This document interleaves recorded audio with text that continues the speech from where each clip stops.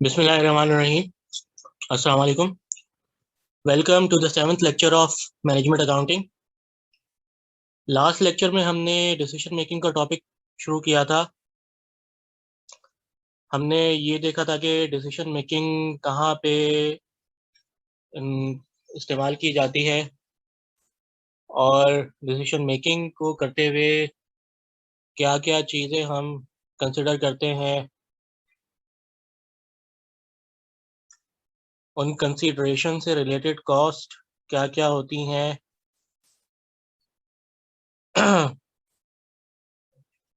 किस तरह से हम रेलेवेंट कॉस्ट को कंसिडर करते हैं, किस तरह से हम अवॉइडेबल और संक कॉस्ट कंसिडर कर रहे होते हैं,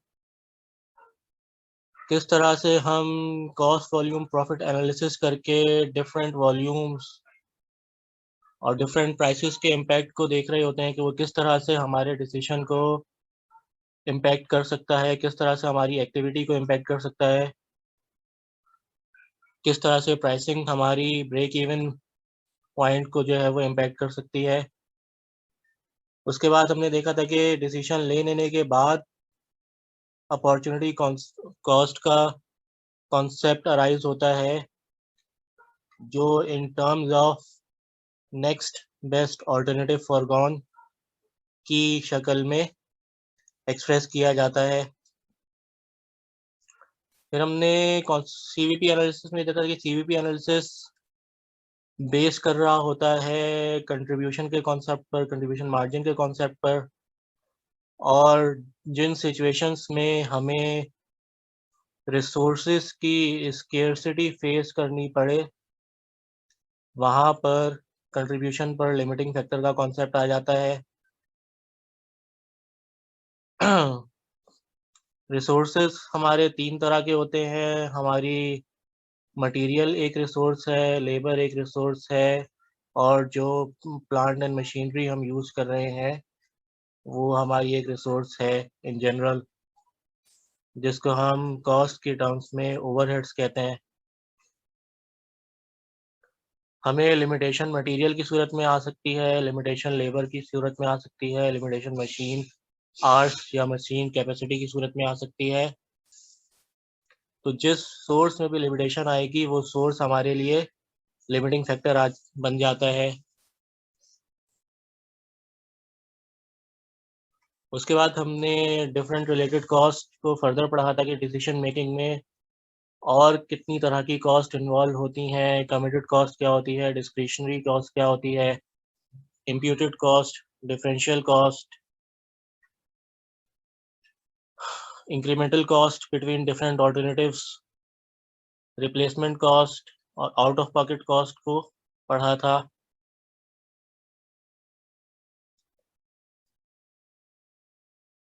इसके बाद हमने सीवीपी एनालिसिस थोड़ा डिटेल में पढ़ा था कि सीवीपी एनालिसिस हमें रिलेशनशिप बताता है between volume of activity and fix cost, selling price and variable cost per unit के किस तरह से वॉल्यूम ऑफ एक्टिविटी हमारी फिक्स कॉस्ट, हमारी सेलिंग प्राइस, हमारी वेरिएबल कॉस्ट पर यूनिट को इम्पैक्ट कर रही होती है। कॉन्सेप्ट ऑफ कंट्रीब्यूशन मार्जिन किस तरह से ड्राइव हुआ, कंट्रीब्यूशन क्या है, इसको दो तरह से एक्सप्रेस कर सकते हैं। कंट्रीब्यूशन वो सेलिंग प्राइस का वो पोर्शन है जो कि प्रोवाइड कर रहा होता है फिक्स कॉस्ट और प्रॉफिट के लिए,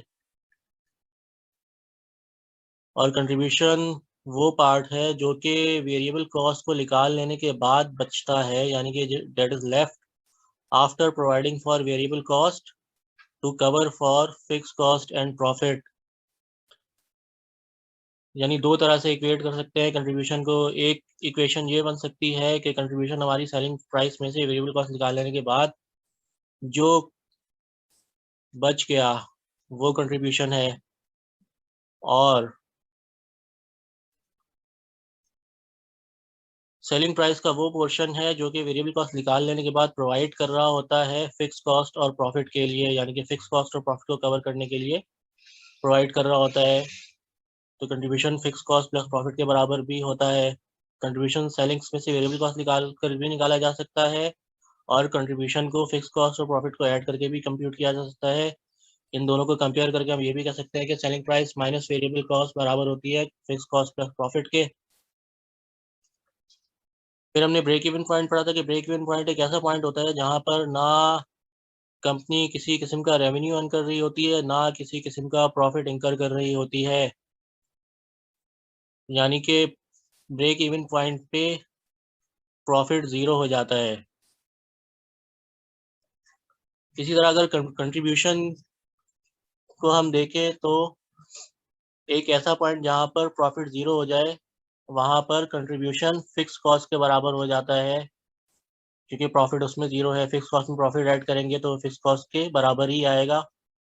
दैट्स वाई ब्रेक इवन एक ऐसा पॉइंट है जहाँ पर कंट्रीब्यूशन फिक्स कॉस्ट के बराबर हो जाता है।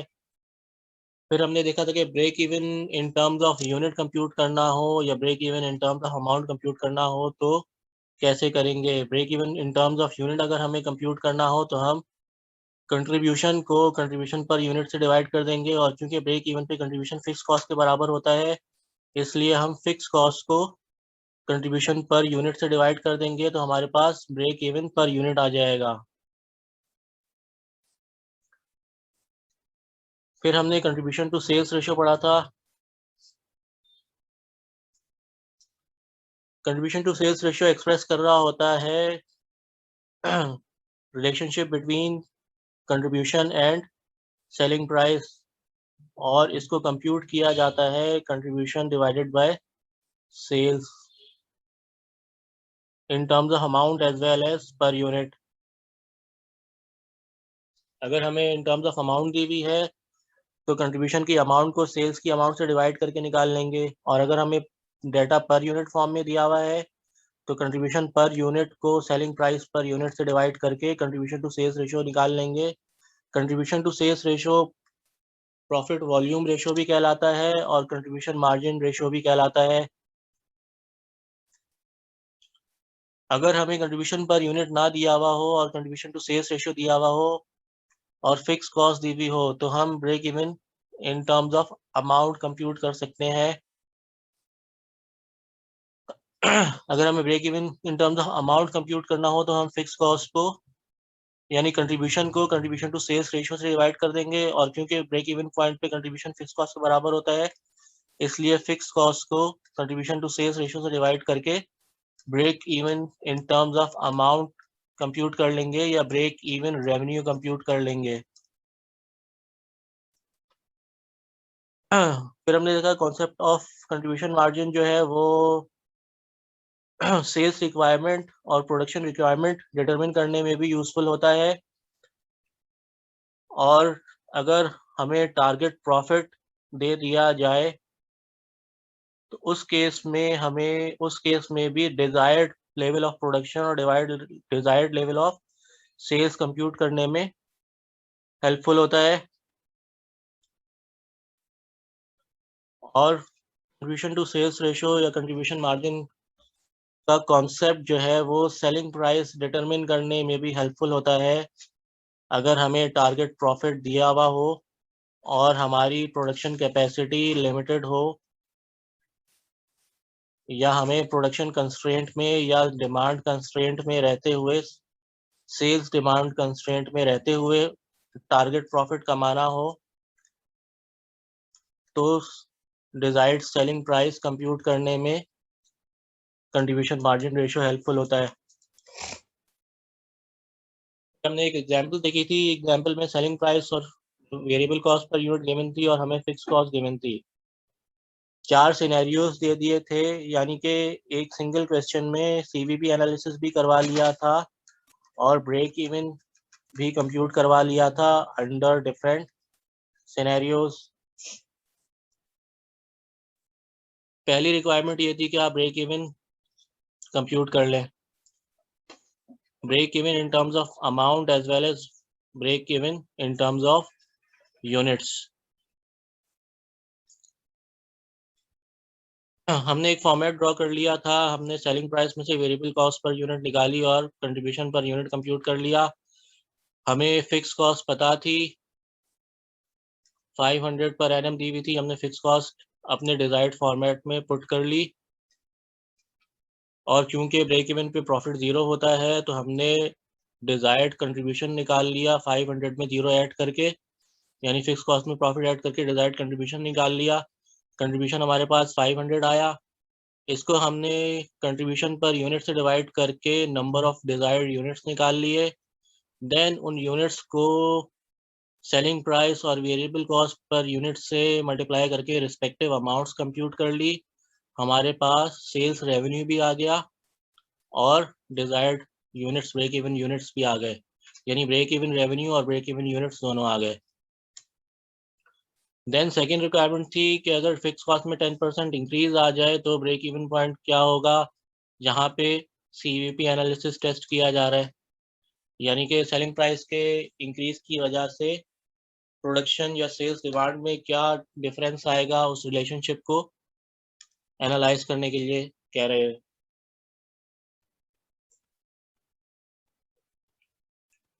हमने सिमिलर फॉर्मेट में गिवन डिटेल्स पुट की। सेलिंग प्राइस वही है, वेरिएबल कॉस्ट पर यूनिट वही है। फिक्स कॉस्ट यहाँ पर 10% इंक्रीज हो जाएगी। फिक्स कॉस्ट 500 पर एनम है, इसका 10% ऐड कर देंगे या इसको 110% से मल्टीप्लाई करके इंक्रीज फिक्स कॉस्ट निकाल लेंगे, जो कि हमारे पास आएगी 550। हमारे पास डिजायर्ड फिक्स कॉस्ट 550 हो गई। ब्रेक इवन पॉइंट पे प्रॉफिट 0 होता है। अगेन फिक्स कॉस्ट में प्रॉफिट ऐड करके डिजायर्ड कंट्रीब्यूशन निकाल लेंगे और इस डिजायर्ड कंट्रीब्यूशन को कंट्रीब्यूशन पर यूनिट से डिवाइड कर देंगे, तो हमारे पास रिक्वायर्ड प्रोडक्शन या रिक्वायर्ड सेल्स डिमांड आ जाएगी इन टर्म्स ऑफ यूनिट्स। इसको सेलिंग प्राइस से मल्टीप्लाई करके हम ब्रेक इवन सेल्स रेवेन्यू निकाल लेंगे। वेरिएबल कॉस्ट पर यूनिट से मल्टीप्लाई करके हम वेरिएबल कॉस्ट निकाल लेंगे। सेलिंग प्राइस में से वेरिएबल कॉस्ट लेस करके हम डिजायर्ड कंट्रीब्यूशन दोबारा रिकम्प्यूट कर लेंगे और जो पहले हमने फिक्स कॉस्ट में प्रॉफिट ऐड करके कंट्रीब्यूशन निकाला था उसको मैच भी कर लेंगे हम इससे।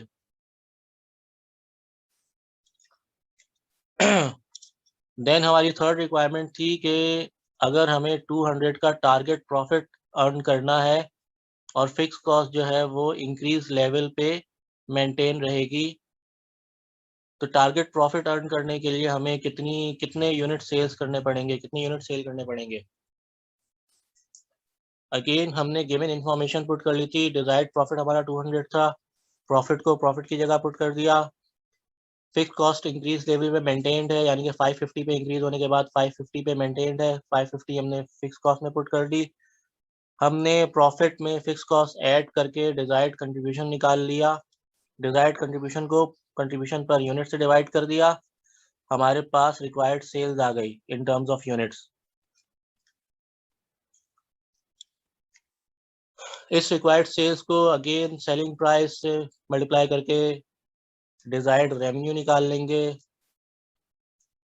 वेरिएबल कॉस्ट पर यूनिट से मल्टीप्लाई करके वेरिएबल कॉस्ट निकाल लेंगे एंड देन कंट्रीब्यूशन को रिकम्प्यूट कर लेंगे और मैच कर लेंगे। फोर्थ केस था कि अगर सेलिंग प्राइस में सेलिंग प्राइस हमारी ₹3 से ₹4 हो जाए, fix cost increase level maintain रहे और देन अगेन हमें 200 का प्रॉफिट कमाना हो, तो हमें कितने यूनिट सेल करने पड़ेंगे। अगेन गिवन इंफॉर्मेशन हम डिजायर्ड फॉर्मेट में प्लेस कर देंगे। 200 का प्रॉफिट कमाना है, प्रॉफिट की जगह पे हमने प्रॉफिट प्लेस कर दिया। फिक्स कॉस्ट 550 में मेंटेन है, 550 फिक्स कॉस्ट की जगह प्लेस कर दी। अगेन प्रॉफिट में फिक्स कॉस्ट ऐड करके डिजायर्ड कंट्रीब्यूशन निकाल लेंगे, जिसको टारगेट कंट्रीब्यूशन भी कहते हैं। इस कंट्रीब्यूशन को contribution per unit, revise contribution per unit से डिवाइड कर देंगे। अब हमारी सेलिंग प्राइस ₹4 है, वेरिएबल कॉस्ट सेम है, हमारा कंट्रीब्यूशन पर यूनिट रिवाइज हो जाएगा सेलिंग प्राइस में ₹1 के इंक्रीज की वजह से। देन इस टारगेट कंट्रीब्यूशन को हम रिवाइज्ड कंट्रीब्यूशन पर यूनिट से डिवाइड कर देंगे, तो हमारे पास डिजायर्ड सेल्स यूनिट आ जाएंगे, जो कि हमें टारगेट प्रॉफिट कमाने के लिए सेल करने हैं। देन इन सेल्स यूनिट्स को रिवाइज सेलिंग प्राइस से मल्टीप्लाई करके सेल्स रेवेन्यू निकाल लेंगे। वेरिएबल कॉस्ट पर यूनिट से मल्टीप्लाई करके वेरिएबल कॉस्ट निकाल लेंगे, कंट्रीब्यूशन रिकम्प्यूट कर लेंगे और प्रीवियस कंट्रीब्यूशन जो हमने टारगेट कंट्रीब्यूशन कंप्यूट किया था उससे मैच करके रिकंसाइल कर लेंगे अपने आंसर को। ये तो हमने देखा था सिंगल प्रोडक्ट है, उसकी सेलिंग प्राइस वेरिएबल कॉस्ट दी हुई है, कंट्रीब्यूशन पर यूनिट कंप्यूट किया जा सकता है, फिक्स कॉस्ट दी हुई है और डिफरेंट सिनेरियोज में ब्रेक इवन की कंप्यूटेशन करवा ली और changes in fix cost, change in fix cost break even को कैसे इम्पैक्ट कर रहा है, टारगेट प्रॉफिट पे हम किस तरह से डिजायर्ड कंट्रीब्यूशन कंप्यूट कर सकते हैं, desired level of sales compute कर सकते हैं और सेलिंग प्राइस में चेंज की वजह से कंट्रीब्यूशन में क्या चेंज आएगा, सेल्स डिमांड में क्या चेंज आएगा, ये सिनेरियो हमने देख लिया। हमने ब्रेक इवन भी देख लिया कि ब्रेक इवन किस तरह से इम्पैक्ट हो रहा है और हमने सीवीपी एनालिसिस में डिफरेंट कॉस्ट में वेरिएशन किस तरह से प्रोडक्शन को और किस तरह से कंट्रीब्यूशन को इम्पैक्ट कर रही है वो भी देख लिया, सीवीपी एनालिसिस भी देख लिया। अब हम आते हैं कि अगर हमारे पास एक से ज़्यादा प्रोडक्ट्स सेल हो रही हो,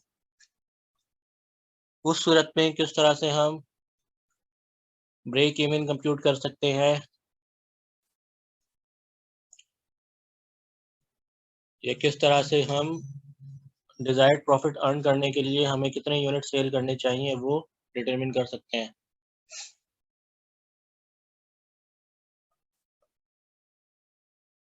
हमें प्रोडक्ट्स का डाटा दिया हुआ है, प्रोडक्ट की सेलिंग प्राइस पर यूनिट दी हुई है, प्रोडक्ट्स हैं table and chair, selling price per unit दी हुई है, वेरिएबल कॉस्ट पर यूनिट दी हुई है दोनों की, और किस रेशो में इनकी सेल्स हो रही है वो दी हुई है, यानी कि प्रोडक्ट मिक्स दिया हुआ है कि प्रोडक्ट मिक्स किस रेशो में हो रहा है,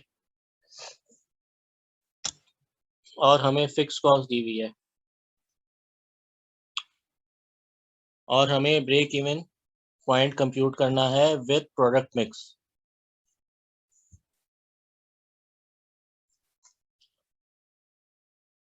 इस सूरत में हम मिक्स का कंट्रीब्यूशन पर यूनिट कंप्यूट करके हम प्रोडक्ट मिक्स की सेल्स निकालेंगे कि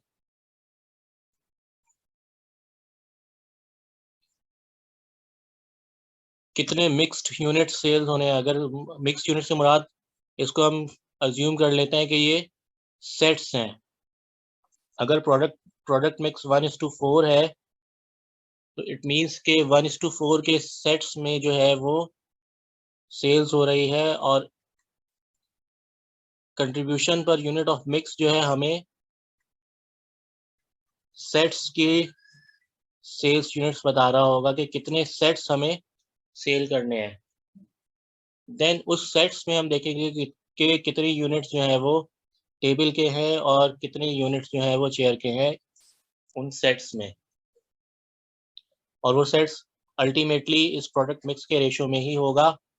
तो हमें इंडिविजुअल प्रोडक्ट्स की यूनिट्स आ जाएंगी। जब हम सेट्स कंप्यूट कर लेंगे तो हम उसी रेशो में इंडिविजुअल प्रोडक्ट्स के यूनिट्स भी निकाल लेंगे। यहाँ पर हमें फिक्स कॉस्ट जो दी हुई है वो टोटल फिक्स कॉस्ट दी हुई है, यानी कि प्रोडक्ट मिक्स के लिए ये टोटल फिक्स कॉस्ट है। तो हम break even number of sets compute करने के लिए contribution per unit of mix से जो है डिवाइड करेंगे फिक्स कॉस्ट को, तो हमारे पास नंबर ऑफ डिजायर्ड सेट्स आ जाएंगे। देन हम इंडिविजुअल प्रोडक्ट्स की तरफ जाएंगे। हमें डाटा गिवन है, हमने यूनिट प्राइस जो है वो पुट कर ली अपने फॉर्मेट में, सेलिंग प्राइस में से वेरिएबल कॉस्ट पर यूनिट निकाल के हमने कंट्रीब्यूशन पर यूनिट कंप्यूट कर लिया प्रोडक्ट वाइज, और प्रोडक्ट मिक्स का जो हमने कंट्रीब्यूशन कंप्यूट किया है उसमें हमने मिक्स रेशो को कंसिडर किया है। ये जो इंडिविजुअल कॉलम्स हैं टेबल और चेयर के, इनमें इनकी पर यूनिट प्राइस कंसिडर की गई है, लेकिन जब हमने कंबाइंड सेट लिया तो इसमें हमने मिक्स की कंप्यूटेशन की है। यहाँ पे हमने सिंपली इस सेलिंग प्राइस को और इस सेलिंग प्राइस को ऐड नहीं किया, बल्कि इनके मिक्स को ऐड करके प्रोडक्ट मिक्स की सेलिंग प्राइस कंप्यूट की है, वेरिएबल कॉस्ट कंप्यूट की है, एंड देन प्रोडक्ट मिक्स का कंट्रीब्यूशन पर यूनिट निकाला है। यहाँ पे हम देखते हैं हमने मिक्स की सेलिंग प्राइस कैसे कंप्यूट की है। प्रोडक्ट मिक्स में एक यूनिट प्रोड्यूस होता है, एक यूनिट सेल होता है टेबल का और 4 यूनिट सेल होते हैं चेयर के। टेबल के एक यूनिट की सेलिंग प्राइस 110 है, इसमें हम ऐड कर लेंगे चेयर की selling price in the ratio of their mix. Table तो एक ही आ रही है तो इसको 1 से मल्टीप्लाई नहीं करेंगे। चेयर के 4 यूनिट प्रोड्यूस हो रहे हैं तो हम सेलिंग प्राइस को 4 से मल्टीप्लाई करेंगे, 4 इंटू 35, एंड देन हमारे पास सेलिंग प्राइस ऑफ मिक्स आएगी, selling price per unit of mix 110 table की है, 35 इंटू 4 हमारे पास आ जाएगी 135, 140 140 जो है वो चेयर्स की सेलिंग प्राइस होगी और हमारे पास selling price per unit of mix आ जाएगी 110 प्लस 140 250। इस 250 को हमने यहाँ पे लिया है मिक्स के कॉलम में। वेरिएबल कॉस्ट भी इसी तरह कंप्यूट होगी। एक यूनिट की वेरिएबल कॉस्ट, टेबल के एक यूनिट की वेरिएबल कॉस्ट 61 है, इसमें ऐड करेंगे 4 यूनिट ऑफ चेयर्स की वेरिएबल कॉस्ट पर यूनिट जो कि 21 है वेरिएबल कॉस्ट पर यूनिट। तो 61 में 21 इंटू 4 हमारे पास 84 आ जाएगा और हमारे पास variable cost per unit of mix आ जाएगी 145।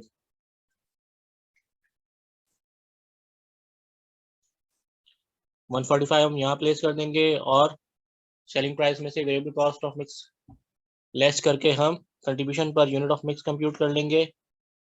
फिक्स कॉस्ट हमें गिवन है, फिक्स कॉस्ट को हम contribution per unit of mix से डिवाइड करके number of sets of mix compute कर लेंगे जो हमें सेल करने हैं। हमारे पास contribution per unit of mix आ गया है 105 पर यूनिट। 84,000 की फिक्स कॉस्ट को हम 105 से डिवाइड कर देंगे तो हमारे पास 800 सेट्स आ जाएंगे। हमारे पास 800 सेट्स आ गए। अब हम इंडिविजुअल प्रोडक्ट्स के नंबर ऑफ यूनिट्स निकाल लेंगे। एक सेट में चेयर का एक यूनिट होता है तो इसका मतलब है कि चेयर के 800 सेट में 800 यूनिट्स होंगे चेयर के। एक सेट में टेबल के 4 यूनिट होते हैं, इसका मतलब है 800 सेट्स में चेयर के 4 इंटू 800 सेट्स यानी कि 3200 पीसेज होंगे चेयर्स के एक सेट में। तो हमारे पास इंडिविजुअल प्रोडक्ट्स के नंबर ऑफ यूनिट्स आ गए।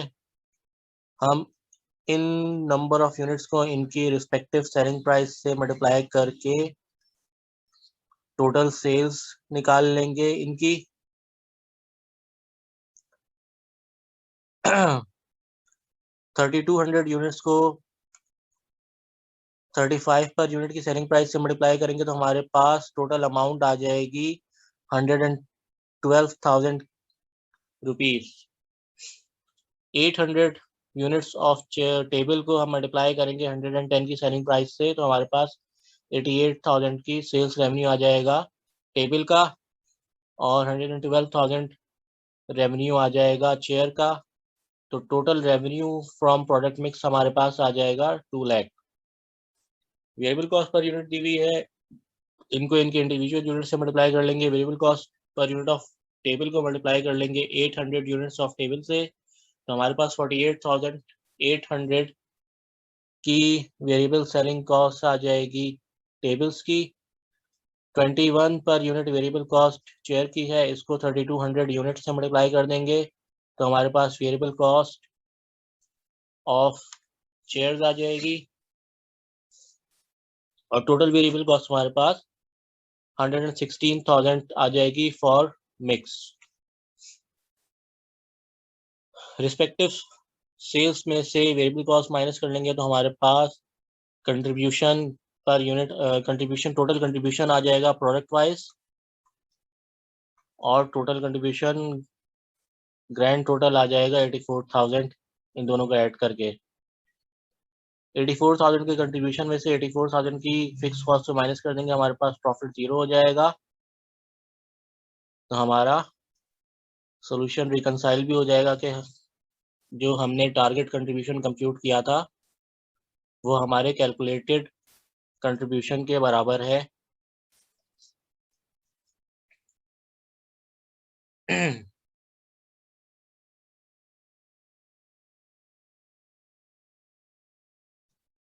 एक और एग्जांपल है कि अगर हमें एक्सट्रैक्ट ऑफ फाइनेंशियल स्टेटमेंट दी हुई हो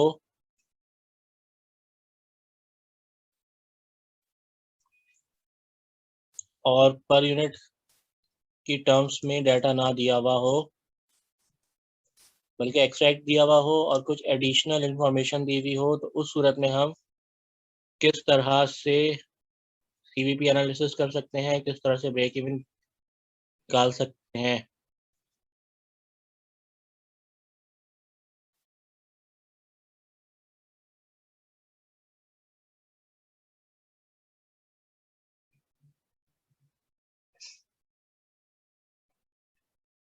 और उसमें विद इम्प्लीकेशन ऑफ टैक्स देखेंगे कि हमें अगर टैक्स दिया हुआ हो तो प्रॉफिट आफ्टर टैक्स कैसे कंप्यूट कर सकते हैं।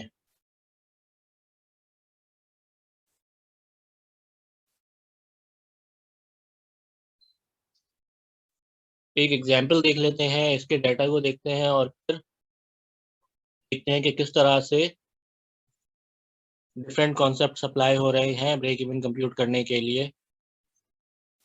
एग्जांपल दी हुई है हमें एक फर्नीचर मैन्युफैक्चरर की प्रॉफिट एंड लॉस का एक्सट्रैक्ट दिया हुआ है जो कि करंट पोजीशन पे प्रॉफिट बता रहा है। एडिशनल इंफॉर्मेशन में सेलिंग प्राइस दी हुई है डिफरेंट प्रोडक्ट्स की, कंट्रीब्यूशन मार्जिन रेशो दिया हुआ है और प्रोडक्ट मिक्स का रेशो बताया हुआ है कि प्रोडक्ट मिक्स किस रेशो में प्रोड्यूस हो रही है। Fix cost in terms of amount नहीं दी हुई, बल्कि हमें बताया हुआ है कि ऑपरेटिंग एक्सपेंस का 80% फिक्स है।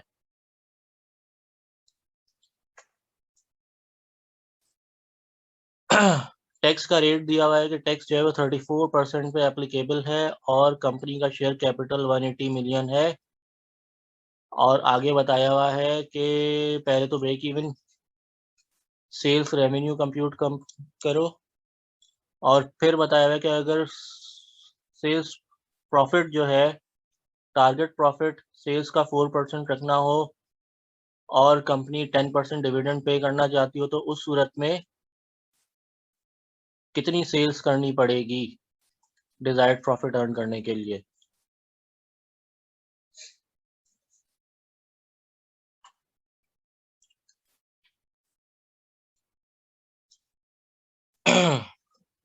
अच्छा जी, यहाँ पे हमें इंडिविजुअल प्रोडक्ट का कंट्रीब्यूशन टू सेल्स रेशियो दिया हुआ है। इससे पहले वाली एग्जांपल में प्रोडक्ट मिक्स दिया हुआ था तो हमने contribution per unit of mix compute किया था और फिर उसको बेस बना के हमने बैकवर्ड कंप्यूटेशन करके इंडिविजुअल प्रोडक्ट्स की तरफ गए थे। यानी पहले हमने मिक्स का कंट्रीब्यूशन पर यूनिट निकाल के मिक्स की क्वांटिटी निकाल ली थी एंड देन उस मिक्स को प्रोडक्ट मिक्स के रेशियो में डिवाइड करके इंडिविजुअल प्रोडक्ट्स की यूनिट्स कंप्यूट किए थे। यहाँ पर कंट्रीब्यूशन पर यूनिट नहीं दिया हुआ बल्कि कंट्रीब्यूशन टू सेल्स रेशियो दिया हुआ है, तो हम यहाँ पर भी सिमिलर अप्रोच अप्लाई करेंगे। सबसे पहले मिक्स का कंट्रीब्यूशन टू सेल्स रेशियो निकालेंगे, देन हमारे पास कंट्रीब्यूशन कंप्यूट कर लेने के बाद जो स्टार्टिंग फैक्टर होता है वो फिक्स कॉस्ट होता है, क्योंकि कंट्रीब्यूशन में फिक्स कॉस्ट और प्रॉफिट होता है, इसलिए फिक्स कॉस्ट और प्रॉफिट दो एलिमेंट है।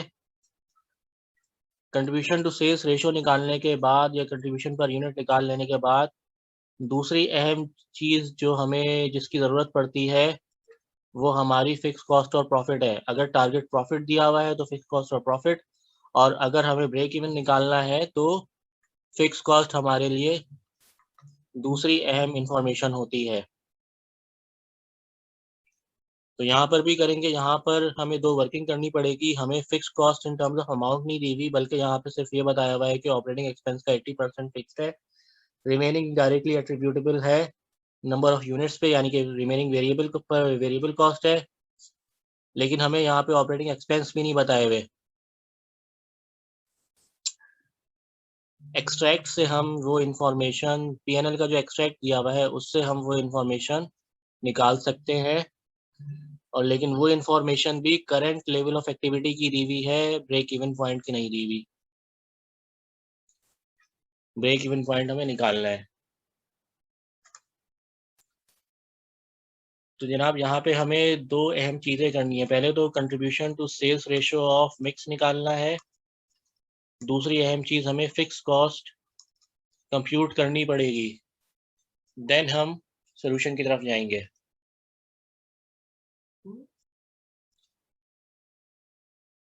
तो देखते हैं contribution to sales ratio of mix कैसे कंप्यूट होगा।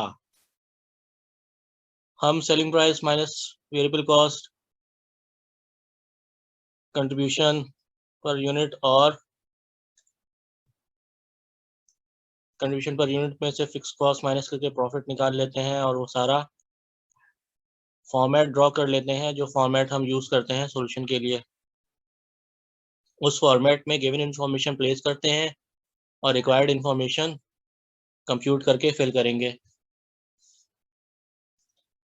और जब कैलकुलेशन कंप्यूट हो जाएगी तो हमारा वो फॉर्मेट कंप्लीट हो जाएगा। सेलिंग प्राइस टेबल की 2200 पर यूनिट है, चेयर की 8000 पर यूनिट है। हमें वेरिएबल कॉस्ट पर यूनिट नहीं दी हुई, लेकिन हमें कंट्रीब्यूशन मार्जिन रेशो दिया हुआ है। कंट्रीब्यूशन मार्जिन रेशो टेबल का 35% है, चेयर का 30% है। तो हम सेलिंग प्राइस में से सेलिंग प्राइस को कंट्रीब्यूशन मार्जिन रेशो से मल्टीप्लाई करके कंट्रीब्यूशन पर यूनिट कंप्यूट कर सकते हैं। अगर हमें सेलिंग प्राइस पर यूनिट ना दी हुई हो और कंट्रीब्यूशन टू सेल्स रेशो दिया हुआ हो, तो हम कंट्रीब्यूशन टू सेल्स रेशो से मल्टीप्लाई करके कंट्रीब्यूशन पर यूनिट कंप्यूट कर सकते हैं, और अगर हमें अमाउंट दी हुई हो तो कंट्रीब्यूशन की अमाउंट कंप्यूट कर सकते हैं कंट्रीब्यूशन टू सेल्स रेशो से मल्टीप्लाई करके। यहाँ पे हमने कंट्रीब्यूशन पर यूनिट कंप्यूट कर लिया सेल्स को कंट्रीब्यूशन मार्जिन रेशो से मल्टीप्लाई करके। हमारे पास मिक्स का कंट्रीब्यूशन पर यूनिट आ गया। मिक्स की कॉस्ट पर यूनिट आ गई। हमें मिक्स की कॉस्ट कैसे करेंगे? हम पर यूनिट कॉस्ट को मिक्स से मल्टीप्लाई करके निकालेंगे। हम सिंपली पर यूनिट कॉस्ट को ऐड अप नहीं कर रहे होंगे। टेबल की पर यूनिट कॉस्ट है 2200, तो पर यूनिट कॉस्ट टेबल की 2200 आ गई, 22,000 सॉरी। चेयर की पर यूनिट कॉस्ट 8000 है, लेकिन मिक्स में चेयर के 4 यूनिट्स जा रहे होते हैं प्रोडक्ट मिक्स में। सवाल में हमें प्रोडक्ट मिक्स का रेशियो दिया हुआ है। मिक्स में टेबल के 4 चेयर के 4 यूनिट्स जा रहे होते हैं, तो मिक्स की पर यूनिट सेलिंग प्राइस में हम 8000 को 4 से मल्टीप्लाई करके मिक्स की सेलिंग प्राइस पर यूनिट निकालेंगे, तो हमारे पास 32,000 मिक्स की कॉस्ट आ जाएगी, चेयर की कॉस्ट आ जाएगी मिक्स में। हम चेयर और टेबल की कॉस्ट को ऐड अप करके मिक्स की पर यूनिट कॉस्ट निकाल लेंगे, तो हमारे पास आ जाएगी 32,000 प्लस 22,000 54,000। 54,000 हमारे पास मिक्स की पर यूनिट कॉस्ट आ गई, पर यूनिट सेलिंग प्राइस आ गई। अब इस मिक्स की कंट्रीब्यूशन पर यूनिट निकालने के लिए हम सेलिंग प्राइस वाली ही कंप्यूटेशन उसके साथ भी रिपीट करेंगे। Contribution per unit of table में 4 यूनिट्स का कंट्रीब्यूशन ऐड कर देंगे चेयर का, तो हमारे पास कंट्रीब्यूशन का पर मिक्स का पर यूनिट कंट्रीब्यूशन आ जाएगा।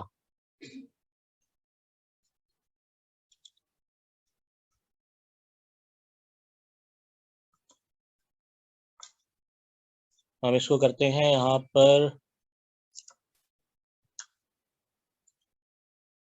मिक्स में टेबल का 1 यूनिट है, चेयर के 4 यूनिट हैं। टेबल की कंट्रीब्यूशन पर यूनिट 7700 है 1 यूनिट के लिए। चेयर की कंट्रीब्यूशन पर यूनिट 2400 है 1 यूनिट के लिए।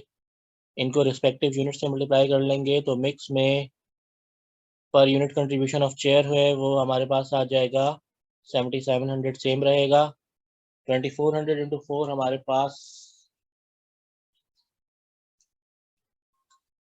आ जाएगा 9600।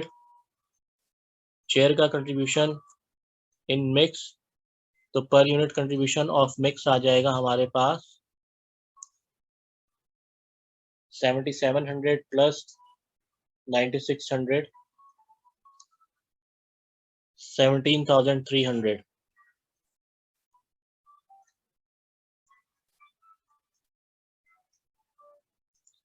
ये हमारे पास मिक्स का कंट्रीब्यूशन आ गया जनाब। हमारे पास मिक्स की सेलिंग प्राइस आ गई पर यूनिट, मिक्स का कंट्रीब्यूशन आ गया पर यूनिट। मिक्स की सेलिंग प्राइस को मिक्स के कंट्रीब्यूशन पर यूनिट से डिवाइड करके हम contribution to sales ratio of mix निकाल लेंगे। 54,000 को हम 17,300 से डिवाइड कर देंगे तो हमारे पास मिक्स का कंट्रीब्यूशन टू सेल्स रेशियो आ जाएगा। सॉरी, यहाँ पर मैंने उल्टा कर दिया है। कंट्रीब्यूशन टू सेल्स रेशियो निकालना है तो कंट्रीब्यूशन को सेल्स से डिवाइड करेंगे। 17,300 को हम डिवाइड करेंगे 54,000 से तो हमारे पास मिक्स का रेशियो आएगा।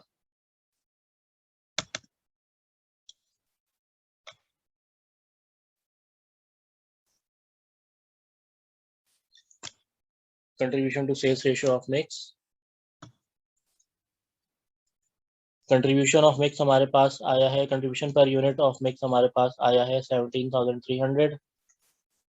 Selling price per unit of mix हमारे पास आई है 54,000 तो हमारे पास contribution to sales ratio of mix आ गया है 17,300 डिवाइडेड बाय 54,000 0.3203 यानी कि 32%। 037 है तो 32.04% ले लिया है। यहाँ पर contribution to sales ratio of mix आ गया। अब जनाब हमें फिक्स कॉस्ट ऑफ मिक्स नहीं दी हुई, फिक्स कॉस्ट ऑफ मिक्स नहीं दी हुई। कंट्रीब्यूशन की डेफिनेशन में हमने कहा था कि कंट्रीब्यूशन दो तरह से एक्सप्रेस किया जाता है। कंट्रीब्यूशन बराबर होता है selling price minus variable cost, sales minus variable cost के भी बराबर होता है। और कंट्रीब्यूशन बराबर होता है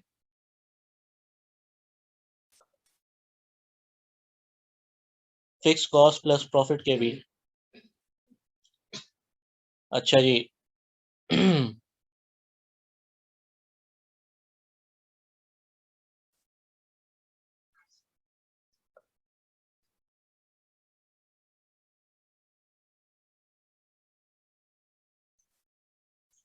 करंट लेवल पे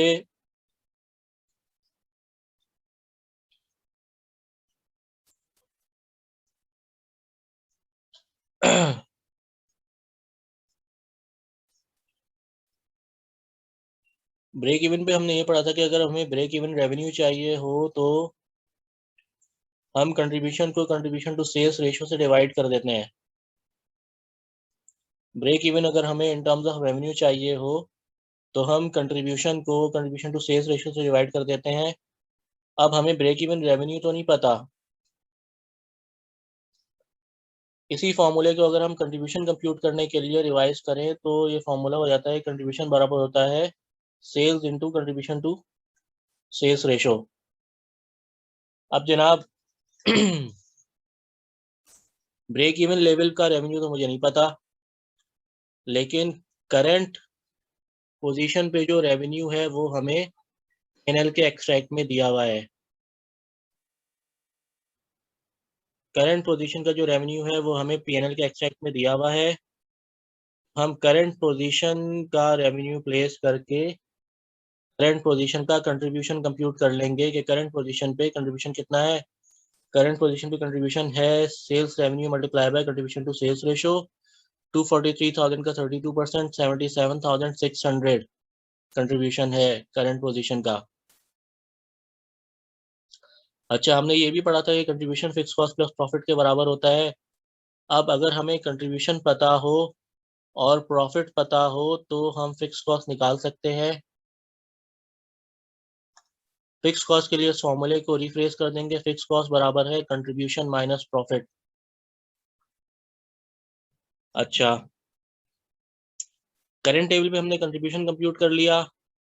कंट्रीब्यूशन की जगह हम कंट्रीब्यूशन डाल लेंगे और प्रॉफिट के केस में कंट्रीब्यूशन से प्रॉफिट माइनस हो रहा होता है, तो अगर हमें लॉस हो रहा होगा तो लॉस ऐड हो जाएगा कंट्रीब्यूशन में। करंट एक्सट्रैक्ट में हमें लॉस हो रहा है 25,800 का, तो हम कंट्रीब्यूशन में लॉस ऐड कर देंगे तो हमारे पास टारगेट कंट्रीब्यूशन आ जाएगा। बल्कि यानी लॉस हो रहा है तो कंट्रीब्यूशन में रिपोर्टेड लॉस ऐड कर लेंगे तो हमारे पास फिक्स कॉस्ट आ जाएगी, जिसके माइनस कंट्रीब्यूशन में से निकलने की वजह से हमें लॉस आया था। तो करंट लेवल पे हमने फिक्स कॉस्ट कंप्यूट कर ली।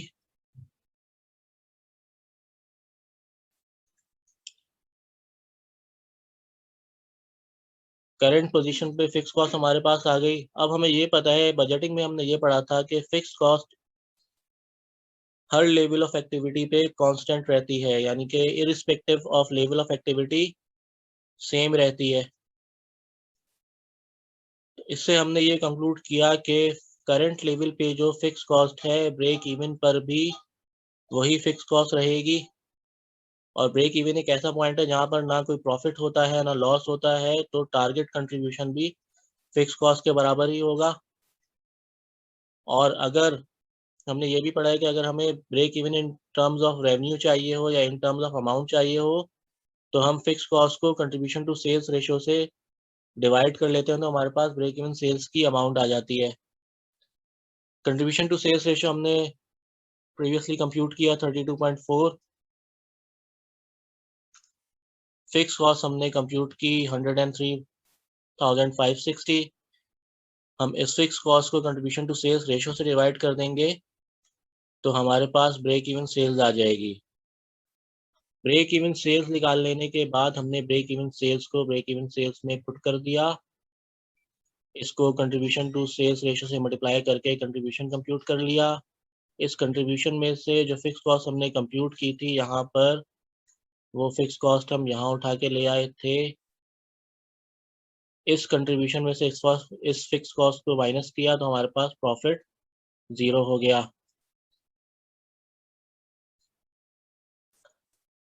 अब हम ब्रेक इवन रेवेन्यू जब निकाल चुके हैं 23,251 का, ब्रेक इवन यूनिट्स निकालने के लिए हम ब्रेक इवन रेवेन्यू को डिवाइड कर देंगे selling price per unit of mix से, तो हमारे पास नंबर ऑफ सेट्स आ जाएंगे एट ब्रेक इवन।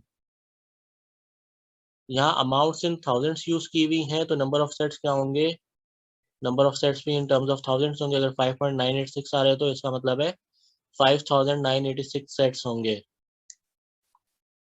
नाउ इस सेट को रिस्पेक्टिव प्रोपोर्शन में डिवाइड कर देंगे रिस्पेक्टिव प्रोडक्ट्स में, तो हमारे पास इंडिविजुअल प्रोडक्ट्स के नंबर ऑफ यूनिट्स भी आ जाएंगे। एक सेट में टेबल का एक यूनिट होता है, तो टेबल के 5.986 यूनिट्स होंगे। 5.986 यूनिट्स ऑफ मिक्स में या 5.986 सेट्स में।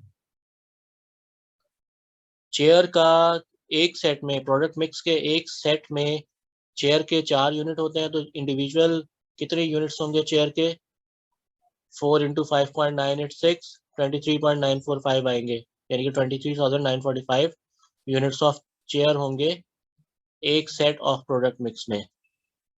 अब हमने इंडिविजुअल यूनिट्स निकाल लिए इंडिविजुअल प्रोडक्ट्स के, इनको इनकी रिस्पेक्टिव सेलिंग प्राइस से मल्टीप्लाई करके इनके रिस्पेक्टिव सेल्स रेवेन्यू निकाल लेंगे, इनके रिस्पेक्टिव कंट्रीब्यूशन निकाल लेंगे, इनकी रिस्पेक्टिव सेल्स वैल्यू निकाल लेंगे, इनका रिस्पेक्टिव कंट्रीब्यूशन निकाल लेंगे, फिक्स कॉस्ट को इनके कंट्रीब्यूशन के रेशियो में डिवाइड कर देंगे और इनका रिस्पेक्टिव प्रॉफिट भी 0 होगा। ये तो हमने कंप्यूट कर लिया ब्रेक इवन। क्वेश्चन की सेकंड रिक्वायरमेंट थी कि अगर सेल्स का 4% हमें रेवेन्यू अर्न करना हो, प्रॉफिट अर्न करना हो, 10% का डिविडेंड अनाउंस करना हो और 34% का टैक्स भी हो, उस सूरत में कितने यूनिट सेल करने पड़ेंगे। यहाँ पर थोड़ी सी कॉम्प्लेक्सिटी आएगी, इसको भी देखते हैं। पर यूनिट जैसा जिस तरह पहले दिया हुआ था उसी तरह हमने यहाँ पे भी दोबारा प्लेस कर लिया। Per unit selling price of table, per unit selling price of chair, selling price of mix, respective mix के रेशियो में कंप्यूटेशन होगी जिस तरह पहले की थी। एक यूनिट की सेलिंग प्राइस में 4 यूनिट की selling price of chair add करेंगे तो हमारे पास प्रोडक्ट मिक्स की सेलिंग प्राइस पर यूनिट आएगी, यानी कि 1 यूनिट ऑफ चेयर की सेलिंग प्राइस और 4 यूनिट ऑफ टेबल की सेलिंग प्राइस, यानी 8 इंटू 4 32,000। तो हमारे पास प्रोडक्ट मिक्स के पर यूनिट की सेलिंग प्राइस आ जाएगी 54,000। जिस तरह पहले कंप्यूट किया था वैसे ही अभी होगा। सिमिलरली यहाँ तक की कंप्यूटेशन सेम रहेगी। यहाँ पर फर्क सिर्फ इतना आया कि अगर कंट्रीब्यूशन मार्जिन रेशो 35% है तो वेरिएबल कॉस्ट सेलिंग प्राइस का 65% होगी, यानी 1 माइनस कंट्रीब्यूशन मार्जिन रेशो बराबर होगा वेरिएबल कॉस्ट रेशो के। अगर कंट्रीब्यूशन मार्जिन रेशो 35% है तो वेरिएबल कॉस्ट 65% होगी। अगर कंट्रीब्यूशन मार्जिन 30% है तो सेलिंग प्राइस वेरिएबल कॉस्ट 70% होगी। सेलिंग प्राइस पे रिस्पेक्टिव परसेंटेजेस अप्लाई करके वेरिएबल कॉस्ट कंप्यूट कर ली हमने, variable cost per unit compute कर ली और सेलिंग प्राइस में से वेरिएबल कॉस्ट माइनस करके 75,000 का कंट्रीब्यूशन पर यूनिट कंप्यूट कर लिया। अच्छा जी, ये यहाँ पे अगर आपको कॉम्प्लेक्सिटी लग रही है आप ये ना करें, आप simply contribution to sales ratio से मल्टीप्लाई करके पहले कंट्रीब्यूशन निकाल लें और फिर सेलिंग प्राइस में से कंट्रीब्यूशन माइनस करके वेरिएबल कॉस्ट पर यूनिट निकाल लें। दोनों चॉइस है, वर्किंग दोनों सेम है, स्टेप्स डिफरेंट हैं। दोनों सॉल्यूशन में यहाँ तक आपको सिमिलैरिटी दिखेगी। अप्रोच का थोड़ा सा डिफरेंस है, आप जो अप्रोच इजी लगती है आप वो अप्लाई कर सकते हैं।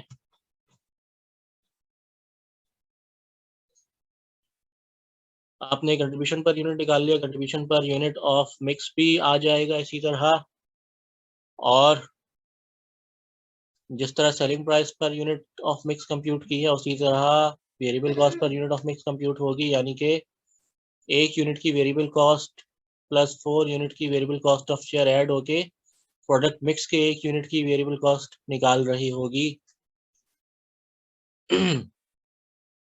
और इसी तरह माइनस करके 17,300 हमारे पास मिक्स की कंट्रीब्यूशन पर यूनिट आ रही होगी। अच्छा जी, फिक्स कॉस्ट हमने कहा था कि fix cost irrespective of level of activity same रहती है, तो हम fix cost as it is जो प्रीवियस सॉल्यूशन प्रीवियस पार्ट में कंपटीशन की थी वहां से लेके प्लेस कर लेंगे यहाँ पर।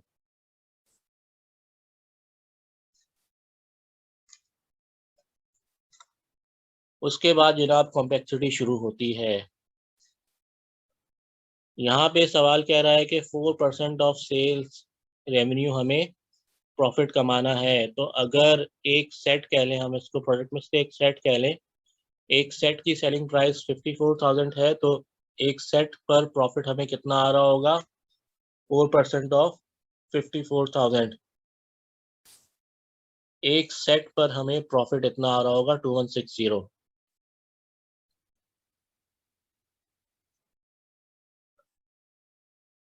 अगेन 2160 जो है वो हमारे नेट प्रॉफिट को शो कर रहा होगा, यानी कि प्रॉफिट आफ्टर टैक्स वाली पोजीशन शो कर रहा होगा। तो 2160 ग्रॉस प्रॉफिट नेट प्रॉफिट होगा, तो ग्रॉस प्रॉफिट जो है वो 34% एड बैक करने के बाद आएगा इसमें, यानी नेट प्रॉफिट ग्रॉस प्रॉफिट के अगर ग्रॉस प्रॉफिट 100% है और 34% का टैक्स है, तो नेट प्रॉफिट ग्रॉस प्रॉफिट के कितने परसेंट को रिप्रेजेंट कर रहा होगा? 66% को रिप्रेजेंट कर रहा होगा ग्रॉस प्रॉफिट के। नेट प्रॉफिट ग्रॉस प्रॉफिट के 66% को रिप्रेजेंट कर रहा होगा। तो जनाब 2140 जो हमने selling price per unit of mix को 4% से मल्टीप्लाई करके टारगेट प्रॉफिट निकाला है, ये अगर हमारा नेट प्रॉफिट है पर यूनिट, तो ग्रॉस प्रॉफिट पर यूनिट 21,000 66% को रिप्रेजेंट कर रहा है, तो इसको 66% से डिवाइड कर देंगे तो हमारे पास ग्रॉस प्रॉफिट की फिगर आ जाएगी, जो कि 3,272.73 पर सेट होगी। ठीक है। अच्छा, जिस केस में डिविडेंड पे हो रहा हो उस केस में टारगेट कंट्रीब्यूशन बराबर हो जाता है fix cost plus target profit plus dividend paid, और टारगेट प्रॉफिट जो होता है वो होता है profit before tax.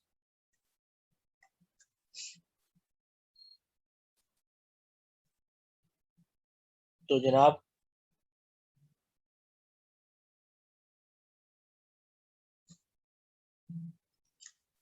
Target profit की कंप्यूटेशन के लिए हमने इक्वेशन ड्रॉ कर ली कि डिविडेंड के केस में प्रॉफिट बिफोर टैक्स ऐड होगा और डिविडेंड ऐड होगा फिक्स कॉस्ट में, तो हमारे पास टारगेट कंट्रीब्यूशन आएगा।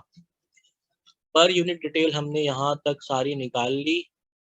इस इक्वेशन में हम ये अज्यूम करते हुए कि एक्स नंबर ऑफ यूनिट्स अगर प्रोड्यूस हो रहे हैं तो हमारा कंट्रीब्यूशन कॉस्ट क्या होगी और टोटल कॉस्ट क्या होगी। तो अगर एक सेट की कंट्रीब्यूशन 17,300 है तो टोटल कंट्रीब्यूशन हो जाएगा 17,300x। ये बराबर होगा फिक्स कॉस्ट के। फिक्स कॉस्ट में फिक्स कॉस्ट की अमाउंट जो हमने पार्ट 1 में कंप्यूट की थी वो profit before tax per unit 3,272.73 है, तो एक्स नंबर ऑफ सेट के लिए टोटल प्रॉफिट हो जाएगा 3,272.73। अब आ जाती है डिविडेंड की कंप्यूटेशन।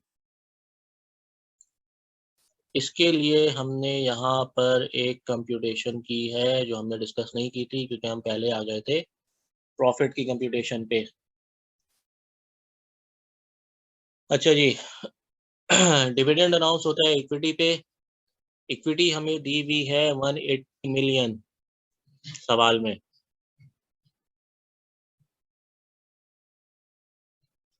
शेयर कैपिटल दिया हुआ है 180 मिलियन। ठीक है। और इक्विटी में क्योंकि प्रॉफिट आफ्टर टैक्स जाके मर्ज हो रहा होता है तो ये रिप्रेजेंट कर रहा होगा, ये इक्विटी रिप्रेजेंट कर रही होगी 66% ऑफ अक्यूमुलेटेड प्रॉफिट को। तो ग्रॉस अक्यूमुलेटेड प्रॉफिट पे जाने के लिए इसको 66% से डिवाइड कर देंगे तो हमारे पास 100% वाली फिगर आएगी, और फिर उस पे 10% का डिविडेंड रेट अप्लाई कर देंगे, हमारे पास डिविडेंड आ जाएगा। यहाँ पे भी यही किया हुआ है। शेयर कैपिटल में नेट प्रॉफिट जाके क्लोज हो रहा होता है तो ये रिप्रेजेंट कर रहा होता है नेट एक्यूमुलेटेड प्रॉफिट को। इसको डिवाइड कर देंगे 66% से तो हमारे पास ग्रॉस प्रॉफिट आएगा बिफोर टैक्स, और उस पे अप्लाई कर देंगे 10% डिविडेंड का रेट, तो हमारे पास डिविडेंड की अमाउंट आ जाएगी। यहाँ पर आ रही है 27,272.73। इस अमाउंट को उठा के हम इस इक्वेशन में ले आए तो हमारे पास टारगेट कंट्रीब्यूशन आ जाएगा। इसको फर्दर सॉल्व करेंगे 17,300x एक्स वाली फिगर को जो वेरिएबल के साथ आ रही है इसको हम एक तरफ ले जाएंगे ताकि इस इक्वेशन को एक्स की वैल्यू कंप्यूट करने के लिए सॉल्व कर सकें। 17,300 एक्स में से 3,272.73 एक्स माइनस करेंगे 103,560 प्लस 27,272.73 एडअप हो जाएगा। हमारे पास सॉल्व क्या आएगी 14,027.27 एक्स बराबर होगा 130,832.73 के। इसको डिवाइड कर देंगे 14,027.27 से तो हमारे पास x की वैल्यू आ जाएगी जो हमारे पास नंबर ऑफ सेट्स आ जाएंगे। तो x बराबर होगा 9.327 और क्योंकि फिगर्स थाउजेंड्स में शो हो रही हैं तो इसका मतलब है 9,327 सेट्स प्रोड्यूस करने हैं हमें 4% ऑफ सेल्स का प्रॉफिट कमाने के लिए। इन सेट्स को अब इंडिविजुअल प्रोडक्ट्स के लिए बाइफरकेट कर देंगे। सेट में एक यूनिट टेबल का होता है, 4 यूनिट चेयर के होते हैं। तो टेबल के तो 9,327 यूनिट्स ही प्रोड्यूस करने होंगे। चेयर के यूनिट्स निकालने के लिए हम 9,327 सेट्स को 4 से मल्टीप्लाई कर देंगे तो हमारे पास 37,308 यूनिट्स आ जाएंगे जो कि यहाँ पर आए हुए हैं। एंड देन जब हमने ये कंप्यूट कर ली तो हम रिमेनिंग डाटा फिल कर लेंगे। टेबल की सेल्स अमाउंट निकालने के लिए टेबल के यूनिट्स को मल्टीप्लाई कर देंगे टेबल की सेलिंग प्राइस से तो हमारे पास 205,195 टेबल की सेल्स रेवेन्यू आ जाएगा, सेल्स अमाउंट आ जाएगी। चेयर के नंबर ऑफ यूनिट्स को चेयर की सेलिंग प्राइस पर यूनिट से मल्टीप्लाई कर देंगे तो total amount of sales of chair आ जाएगी हमारे पास। वेरिएबल कॉस्ट पर यूनिट से हम नंबर ऑफ यूनिट्स मल्टीप्लाई करके variable cost total variable cost निकाल लेंगे। चेयर की भी सिमिलरली इसी तरह करेंगे, वेरिएबल कॉस्ट पर यूनिट को नंबर ऑफ यूनिट से मल्टीप्लाई करके टोटल वेरिएबल कॉस्ट निकाल लेंगे। देन सेल्स में से वेरिएबल कॉस्ट माइनस करके कंट्रीब्यूशन निकाल लेंगे रिस्पेक्टिव प्रोडक्ट्स का।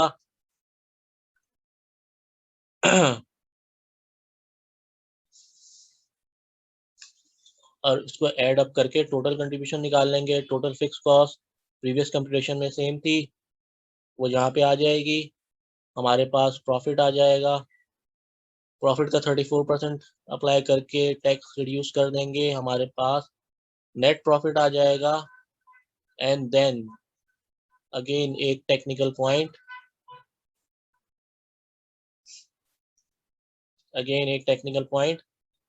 यहाँ पर डिविडेंड की कंप्यूटेशन थी इक्विटी के लिए।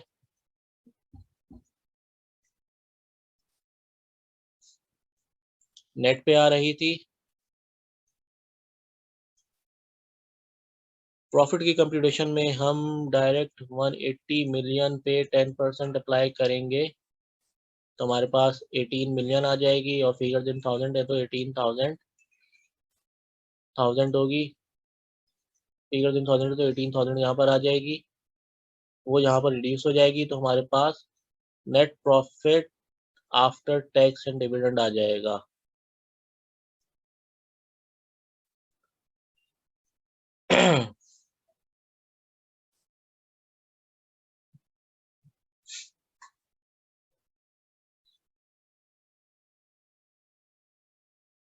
डिविडेंड का एक टेक्निकल पॉइंट है जो यहाँ पर आ रहा है, वो ये आ रहा है कि कंप्यूटेशन के लिए हमने